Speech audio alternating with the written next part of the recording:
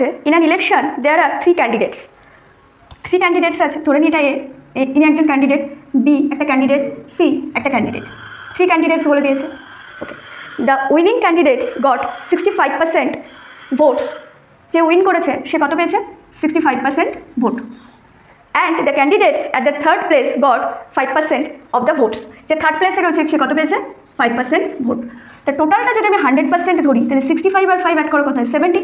100 থেকে 70 মাইনাস করে দিলে কত হয়? 30%। আমি বললাম এই 65 আর 5 অ্যাড করো, কত হচ্ছে? 70। 65 আর 5% অ্যাড করলে কত পার্সেন্ট হচ্ছে? 70%। 100 থেকে টোটাল ভ্যালু কত? 100%। এই 100% থেকে মাইনাস করো 70%, অ্যান্সার কত আসে? 30%। নেক্সট লাইনটা কি বললো? If the winning candidates win by 7,000 votes, then find total number of votes while no vote was invalid.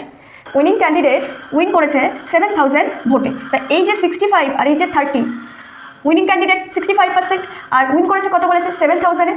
Winning 65% R second candidate কে রয়েছে? 30%। এই দুটোর মধ্যে গ্যাপ বের করতে হবে। সেই গ্যাপের ভ্যালু বলে দিয়েছে কত? 7,000। তো 65% মাইনাস 30% করলে কত হচ্ছে? 35%।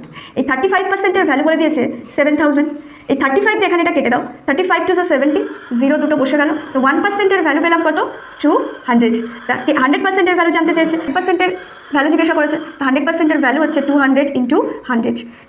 গুণ করো, দেখো কত হয়? 2 1 2 3 4 1 2 3 4।